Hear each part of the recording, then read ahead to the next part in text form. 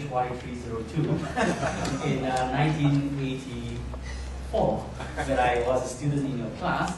And those of you who know me will know that I actually work on Indian history, South Asian history, and that my recent publications deal with colonial India, the end of empire in India, and that the Cold War and Singapore history is a new endeavor for me, relatively new endeavor for me.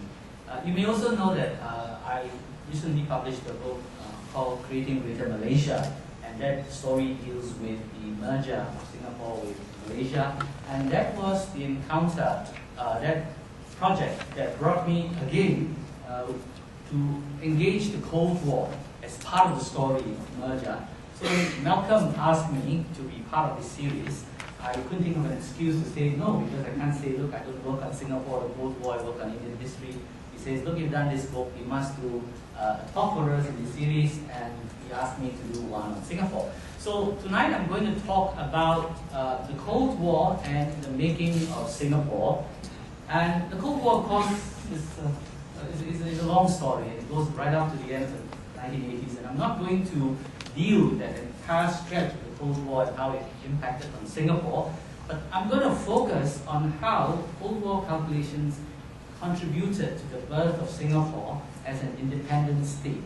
So the focus of my story is going to be on the period of the early 1960s of how British calculations, British concerns, the concern of communism in Singapore in particular, led to moves to bring Singapore into Malaysia, or into Malaya, thereby forming Greater Malaysia. But the circumstances of that marriage, of that merger, were so fraught with difficulties and problems that very soon Singapore left the Federation and became an independent state on its own right. Now, behind this story is, of course, the politics of Singapore, the politics of Malaya, personality clashes between Singapore, Lee Kuan Yew and Tunku Abdul Rahman. But the context against which all this happened was the Cold War and British calculations of how to leave behind, as they leave their colonies in Southeast Asia, a bastion of pro-British security-based arrangement that will ensure that the concerns of British, American, Australians would not be in any way jeopardized or threatened by developments there. So that's the context of my story for this evening.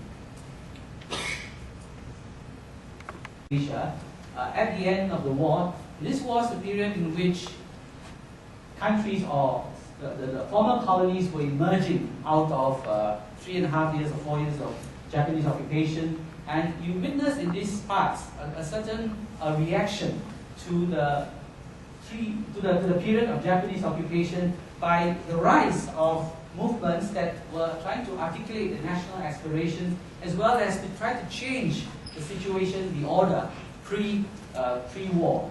So you see the rise of groups that began asserting themselves to want to be free from colonial rule and to be free states in their own right. Now this was a period in which the European powers were also beginning to come back to try to reassert control in these areas. But they had encountered, as they returned back to Southeast Asia, a very changed landscape.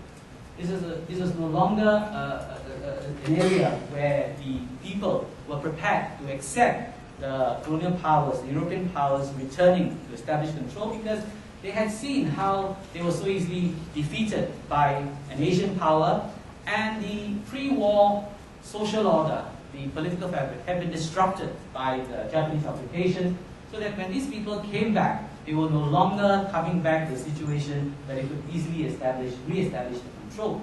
So you know the story with the Dutch in the East Indies, you know the story with the French in Indochina. And this signaled the start of the end of empire. Decolonization took place in this area. So this is the context in Southeast Asia post-war, during this period where changes were taking place in a very rapid and fundamental way.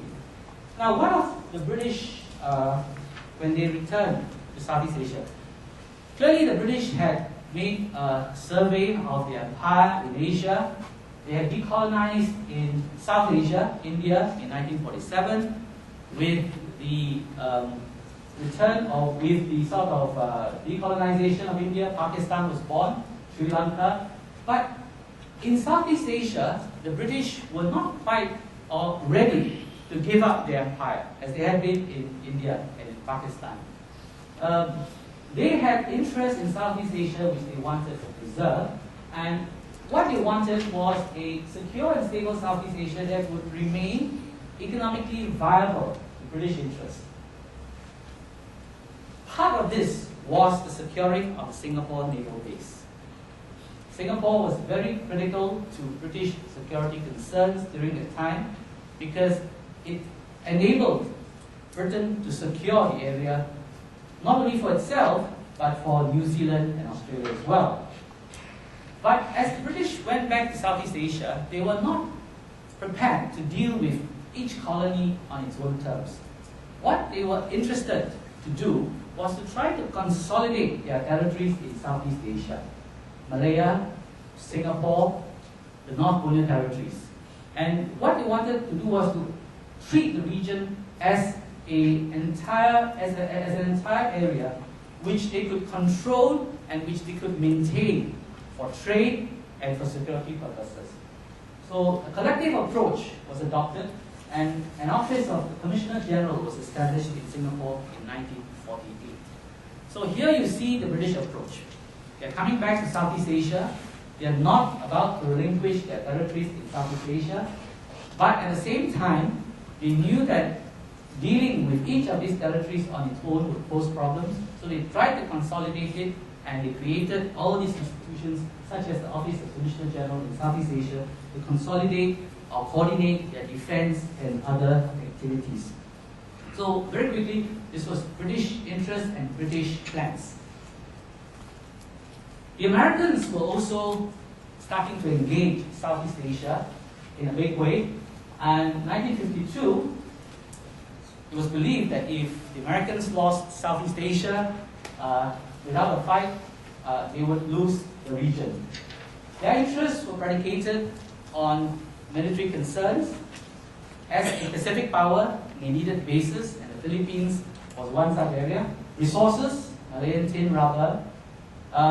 They were interested in having a stable Southeast Asia that would be pro-Western. So the alignment with America was important, and they wanted to see the transition of each regime from colonial rule to independence in an orderly way, but more importantly, in a pro-Western manner. And then Southeast Asia became part of a global strategy of containment. This was very critical to American interests during the period. I'm doing a very broad sweep here because this is just to provide you with the context of my story. And the point here is that in Southeast Asia, you see British interests. British were here to stay. They wanted to maintain their presence. They wanted to make sure that Southeast Asia collectively would continue to serve the economic security interests. The Americans were there as well, but I want to make a point that the Americans and the British did not always agree on how to deal with Southeast Asia. So Anglo-American relations during that period was also fraught with a lot of difficulties. But this story that I'm going to tell tonight has less of an American angle, more a British angle, but I thought we should set the Cold War context for you to understand how this thing unfolded. Now let's come to the area that we're looking at, that's Malaya and Singapore. And the concerns during that period was that of the communist movement, first in Malaya, and this was the outbreak of emergency in 1948. Communist movement has long roots in Malaya, started perhaps in the 1930s with the founding of the Malayan Communist Party in 1931. The communist movements were limited to infiltration, propaganda, control of trade unions, and so on. But in 1948, and then during the war, as you all know, the communists sort of transformed themselves into the Malayan People's MPAJA, Action Against Japanese. And then after the war, they re-emerged again, and in 1948 decided to take armed action